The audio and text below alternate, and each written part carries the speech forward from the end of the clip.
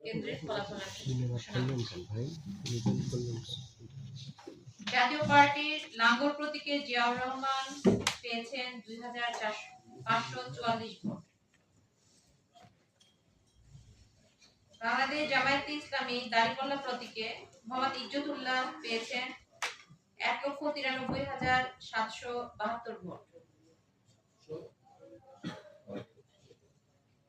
বাংলাদেশ কংগ্রেস ডাক প্রতীকে মোহাম্মদ ইয়ারুল ইসলাম পেয়েছেন ৭১৫ ভোট। বাংলাদেশ জাতীয়তাবাদী দল বিএনপি ধানের শীষ প্রতীকে মোহাম্মদ হাবিবুল ইসলাম হাবিব পেয়েছেন ১,৬৯,৯৯৫ ভোট।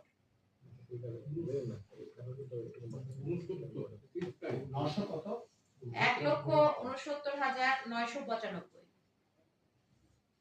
ইসলামী আন্দোলন বাংলাদেশ হাতপাখা প্রতীকে শেখ মোহাম্মদ রেজাউল করিম পেয়েছেন ২,০৭১ ভোট।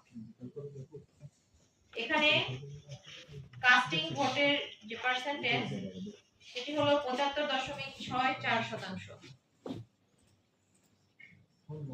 বাংলাদেশ জামায়াতে ইসলাম দাঁড়িপাল্লা প্রতীকে মোহাম্মদ ইজ্জতুল্লাহ সর্বোচ্চ সংখ্যক ভোট পাওয়ায় ওনাকে বেসরকারিভাবে বিজয়ী ঘোষণা করা হলো।